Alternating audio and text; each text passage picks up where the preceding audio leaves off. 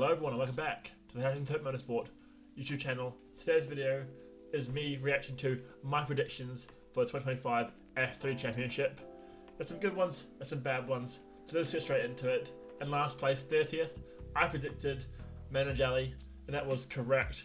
There were 6 drivers that joined the championship throughout the season and were there at the start. So they don't really count, but out of all the drivers that did start, this guy, Menajali, came last, so perfect. I knew he wasn't going to have a good one, and he didn't. Then next up, I had Rodin's Roman Bielinski, and this one is a stinker. Personally, I thought he was going to have more of a struggle of a season, coming off a pretty bad injury in a Rodin car that didn't look great last year. Obviously, they fixed their issues at Rodin. Bielinski has remedied his not errors, but injuries, and he's come back stronger than ever and secured an 11th place. So I'm about like 18 spots off, so not a great prediction, but Bielinski's grown on me, and I wish him well for next season. Maybe an F2, but probably an F3 again. Sangria is next. I put him 28th. He came in the kind of constructors thing, 29th with other drivers being removed.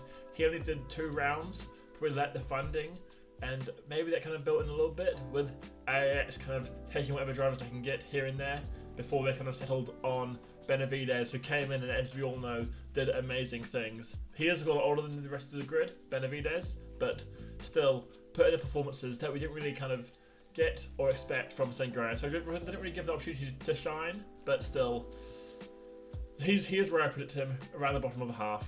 Anyway, moving on. Another stinker for me here is Santiago Ramos. I had him in 27th, and he came all the way up in 15th. A lot better season than I thought he would have, but so that's fine. He came in and got a couple wins here and there, but wasn't lighting up the championship, but still stronger than I expected in a rookie year. Will be coming in and having a better next year, hopefully, in 2026 with the same team in F3. Then next up, I had Matthias Zagazeta for the Dams Lucas Oil team, and with a new team coming in, they're always going to struggle, so I put him around 26th. I think in theory he came around 24th, 23rd if you don't include Brad Benavidez's amazing performances, but still kind of a good performance for Zagazeta, around expectations. Like Sangria, like Ramos, we're looking to have another season in F3 at some point, because they haven't had the opportunity to kind of like show their front potential. Rookie year, let's get on next year. And then the 25th, I had Ivan Dominguez. I think in actuality he came around 19th, so he did better than I thought he was going to, obviously. VAR as a team I think did pretty well, good on a whole. They had some podiums here and there. I think there was a streak in the middle around Barcelona where they just looked imperious, so that kind of form I wasn't really expecting, and I think out of all the rookies he would have done, apart from obviously Kamara, but all the other rookies, he did extraordinarily well. You know, like given that it's quite a difficult series to come into, he impressed me. Now this next guy, Nikita Bedrin, it's a weird one. He came in for one race at the start of the season, and then left after that. It was just left to Frecker. He had done in the previous season and a bit before that as well in F3, so it's a really weird call from AIX to replace him. But at the end of the day, they got in Freddie Slater for one race as well, who did quite well, and then they brought in, it was Benavidez then after him, who obviously lit up the scene at the end of the season, and we all know what's happening now. He's staying on for another year, so maybe in the long run it's good, but you put a guy who's got you 6th and 4th in the first 2 races, and you check him out of the team. If he was in for the rest of the year, he could have been fighting for the championship, you know. This could have been even worse of a prediction than it currently looks now. I had him in 24th. He finished 21st with one like kind of race weekend under his belt. So doesn't look great for me, but thanks AIX for kind of saving these predictions. Another one bang on, Bruno Del Pino. I put him 23rd. He came 23rd. Great prediction for me. As I say, rookie coming in, finding his feet, here and thereabouts is fine for now, but it's the next year. You really want these guys to be pushing for the top 10 at least in their second year. Bit more experience, hopefully stay at the same team to kind of keep that consistency. Yeah, solid prediction from me there. Now I put Gerard Z with the high-tech team in 22nd. It didn't come 22nd, he came 29th, which was I think 4th worst out of all the drivers that did the start of the season. So not a great prediction. I thought he was going to come in and have a better season given the strength of that high-tech team, but with new cars coming in for the season, they probably had a bit of a wobble. Z probably wasn't as good as maybe I thought he was, or maybe he's taking some time to get used to the series. I think coming from GB3, following Louis Sharp as well, who also made the jump. Another driver affected by the kind of struggling Dams team was Lacorta, who I put in 22nd, so 21st, but he actually achieved round 33rd. So beaten by some of the drivers coming in and having some races here, like Benavidez, like Slater, like Headley, but still struggling Dams team, coming in as a rookie. Give him another season, see what he does, but he's on a shorter leash now with that performance. Especially given my expectations of him, maybe his expectations are a little bit lower, but still things to improve on if he has another year. Staying with the Dams team, we have Christian Ho. Now I put him in 20th, and he came 22nd, so quite close. Still leading his team, so kind of having with an order, I put him at the front. So at least I had that. It's still pretty close, around 2 spots difference, so pretty consistent there. I think Christian Ho did what I expected him to, and yeah, that's what he did. Now this one might be the kind of stinker of the decade for F3 predictions. I had Nail in 19th, so inside the top 20, but as we all know, he did much better than that and came P8 in the championships. Of the rookies, he was very impressive. Obviously Kamara's above and beyond, but you have Stromstead, and after him, it was Nail. So impressive stuff from the young Spanish guy in the VAR team, kind of being the leader of that team alongside Ramos and Del Pino, I think it was. So impressive stuff for Theophile. And yeah, I think he'll be looking forward to continuing that and fighting for the championship with a lot of turnover probably expected next season, with a lot of these guys moving up into F2.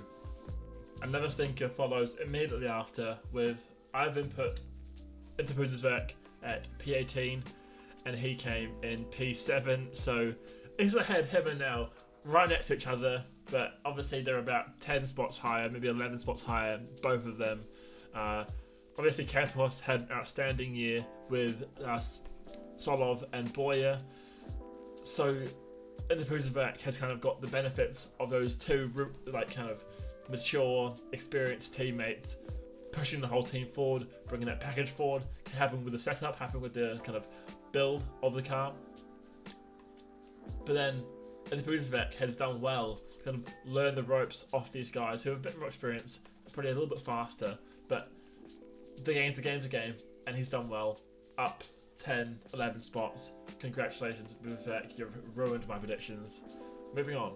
Another victim of the high-tech struggles is Joshua Dufak, who I put in 17th, expecting him to have quite a good year. I think it was his second year in the series, but we know he came down in 30th, so struggling a little bit more than his teammate Gerard Z, but as some drivers have predicted lower, have to go up, some have to come down, and although I put him 17th, he's down 30th. It's not a good look for me. Once again, the team place is different, but what can I say?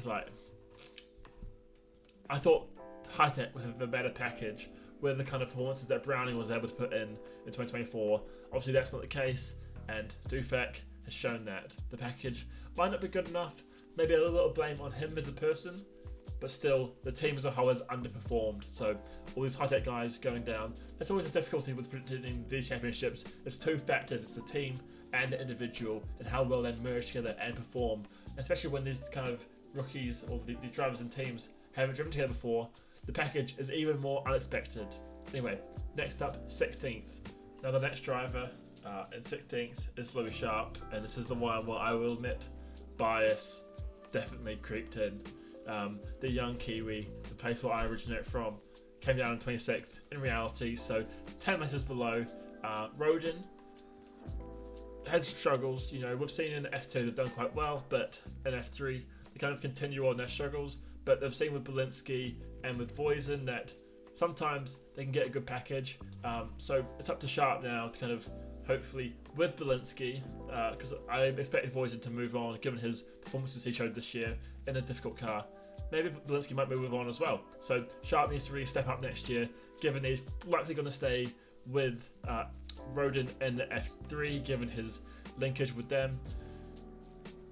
So Sharp, yeah, man, you need to improve. You know, if you had your rookie year, that's fine, but this is the year to step up, show them what you're made of. And then 15th, I had Charlie Wirtz. The kind of driver he was expected to finish middle of the pack, given Stromstad was coming in as a rookie and Kamara was outstanding. But we've seen that Stromstad had an amazing rookie year, so did Kamara, and so Wirtz just didn't live up to expectations. He came in reality 13th, so I was pretty close to my 15th, 2 spots off, happy with that, middle of the pack. Let's go. 14th, next up. And this is another stinker, it's Stenshorn, who obviously stayed with the high-tech team that has kind of pushed him along. We've seen him actually step up to F2 now for the race in Baku, where he had an amazing qualifying and then rough races. Very rough races, let's say. I think he DNF'd in both. Not a good look, but still, I put him in 14th. He actually came up in 5th, so he's shown that he's ready to take the step up, being sponsored by McLaren. So yeah, congratulations, Stenshorn. You've kind of proved me wrong. I thought you were going to kind of stale, kind of maintain your position as a midfield F3 driver, but you've taken a step up. That's difficult to do, so you deserve some props, and good luck in your endeavours in F2 next season. And another guy, I thought that was going to kind of stale out, maintain his position, Solov. I think this is his 4th year in F3, and I thought, well, if here's another the year before, or the year before, what's saying it's going to change this year? And obviously we have seen a big change as he secured P2 in the championship, so 11 spots off again for me there. A bit of a rough one, but still, I'm very excited to see Solov in F2, kind of continuing that fight on with Boyer and Kamara, hopefully next year in F2. And yeah, very impressed by Solov. I think he delivered on a lot of people's expectations of that people have had over the last 3 years. So I don't blame myself for getting this one too wrong because of what he has shown. But yeah, obviously he's made the step up this year with that competition in Boyer, in his team. Impressive stuff, you know. He needed to, because otherwise it would have been rough. I think he was dropped by Alpine at the start of the year, picked up by Red Bull, and you know how brutal Red Bull are. So Solov needed to perform, and he did this year. Then we have 12th of my predictions. I put in Stromstad, and I'm pretty happy with this, you know. It was, I think Stromstad came 6th in reality, so 6 places difference, but Stromstad came in as a rookie, and we know how difficult it is to kind of step up from karting or F3 into F3. A lot of drivers struggle. Stromstad didn't, however, and alongside Kamara, alongside Wirtz, performed on a lot of weekends. He struggled at the start of the year, but that's to be expected, and came alive midway through the year towards the end as well. Next season, I can see him stepping up to F2 or maintaining his spot in F3, looking for that championship win. But either way, very impressive for the Mercedes-backed junior. And yeah, I think it's a reasonable prediction that. Only a couple spots off. And then this driver in 11th, just before we get into the top 10, I put Ugachukwu. I was on the hype wagon. I was like, oh, this guy, he's young, he's American, he's McLaren backed, he's got all these ambitions. If he does well, he might be on the radar of Andretti and stuff. No, he had a really rough start of the year, insanely difficult. I think we've seen that he takes his time to get used to a series. We saw that in Freca, we saw that in GB3 when he came in for a little bit. He needs a bit of time to adapt. And towards the end of the season, we saw him deliver on that. And if he had that kind of form at the start, or the end of the season at the start, he might have been inside the top 5. But still, he didn't. He had that time to adapt. He came down in 16th when I put him in 11th. Fine by me, but let's move on, because I think he's going to perform well next year. Probably staying in F3, looking for the championship victory in 2026. Watch out for my predictions start of next year. Starting the top 10, I put Lawrence Van Hoopen. He finished in P12, so a reasonable prediction. These are another one of the guys that I thought was going to kind of I put him in the same bucket as Solov, in the same bucket as Stenshorn, as the guys with a lot of experience in F3, probably going to kind of filter out and have a mundane year. I think he did that, you know. He had quite a mundane year, but that's enough to kind of make the step up to F2 if he wants to. I think he had some experience in Baku in the 2025 race in F2, so not as good of a race that Stenshorn had, but still, rookies need time to adapt. And Van Hopen needs to adapt quickly to F2, given he doesn't have the kind of backing, the same kind of gravitas as these other drivers stepping up in F2. Given his performances, P12 isn't great. Another stinker is Mary Boyer. I put him in P9. Obviously, he finished at P3, fighting with Solov and Kamara for the championship. Boyer, like Solov, a couple of years experience. I think he was originally with... No, he was always with Campos, wasn't he? But having that kind of push by a teammate as good as you in Solov, in this team, probably helped him a lot, you know. Same with Solov. It's like iron sharpens iron. They help each other get improved and get better. So yeah, I'm very happy with the kind of being so wrong with this prediction. I think it's like 6 spots off. We've seen that quite consistently, apart from like the over 10 pointers, stinkers. 6 points isn't too bad, given the kind of largeness and the unpredictability of this F3 championship. One of the worst predictions I've made is coming up in P8. I had a Brando Badouer with the Premier team, the young Italian McLaren Bat Junior. I had him finishing P8, he finished down in P25, so that's 17 places difference, but who's counting? Am I right? Yeah, not a great prediction. I think, like Ugo, struggled at the start of the year, but didn't come back as strong as Ugo did in the second half of the year towards the European end of the races, you know. And yeah, I think McLaren are going to look for him to improve. We're seeing McLaren kind of take drivers a bit better, like we've seen with Stenshorn.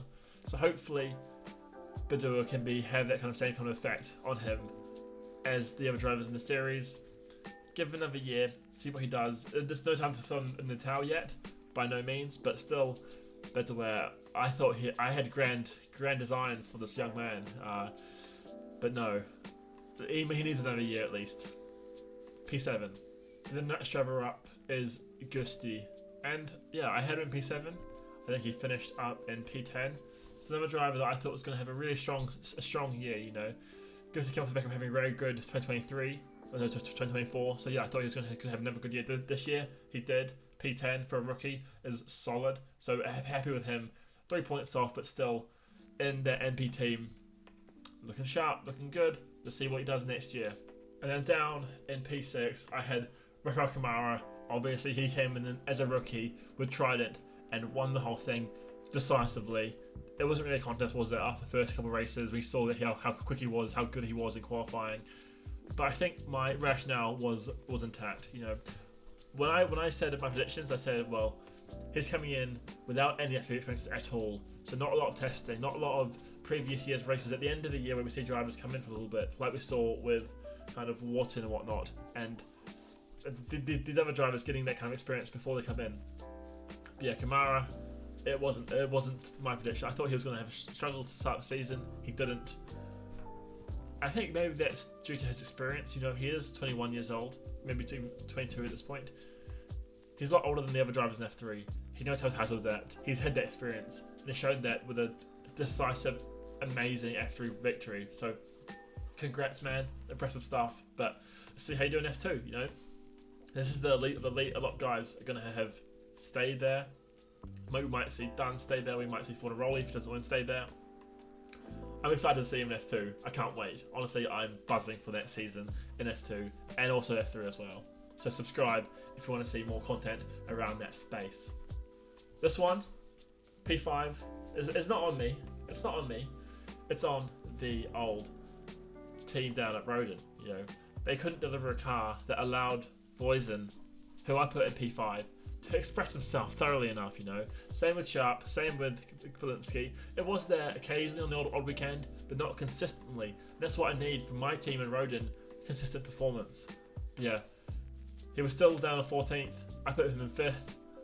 I think he might step up anyway, up to F2. And into that Rodin car, which we know in F2 level, is impressive stuff with what we've seen from Alex Dunn this year. But still, Voisin,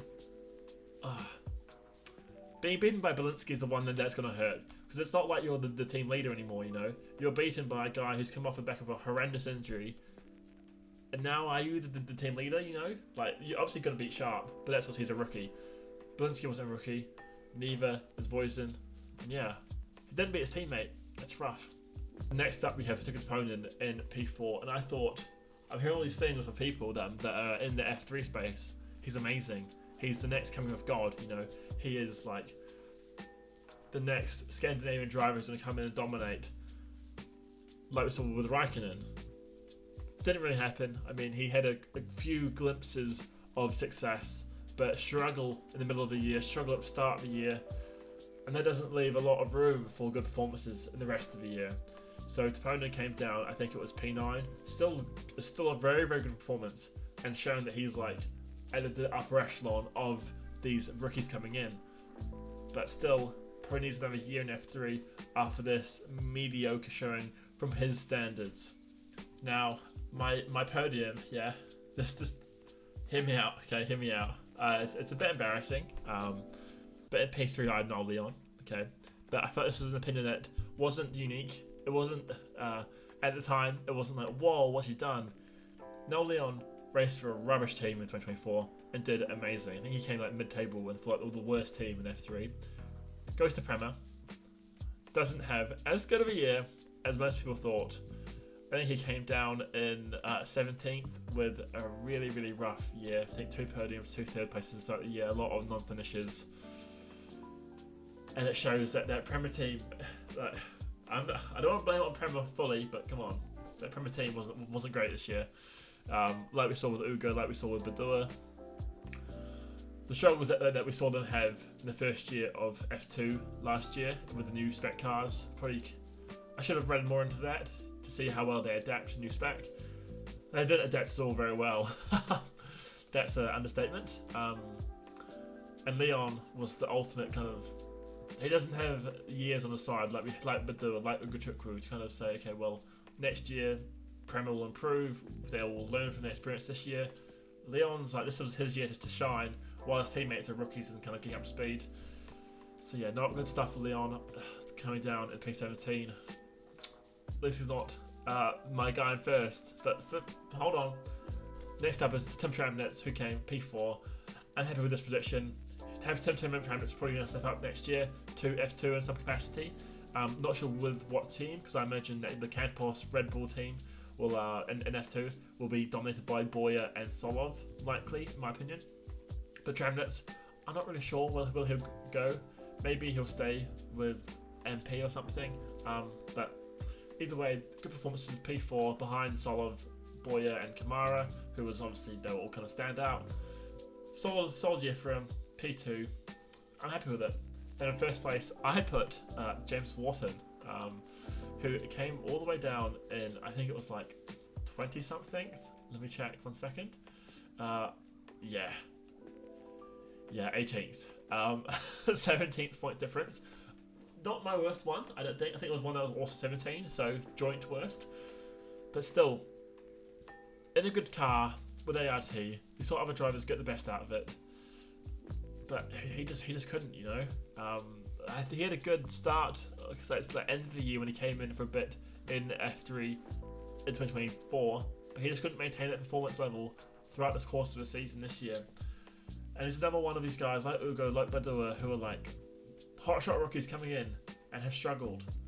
So hopefully he can ease those issues next year, and who knows, maybe he'll be up again in the top rankings when I do my predictions next year. Let me know what you think was the worst shout I did, and what ones were like understandable, you know, like, oh, like Wharton, okay, fine at the time, Leon at the time, it's fine, but what ones to have no kind of justification for it. Anyway, thanks for watching, and let's video, please subscribe. Peace.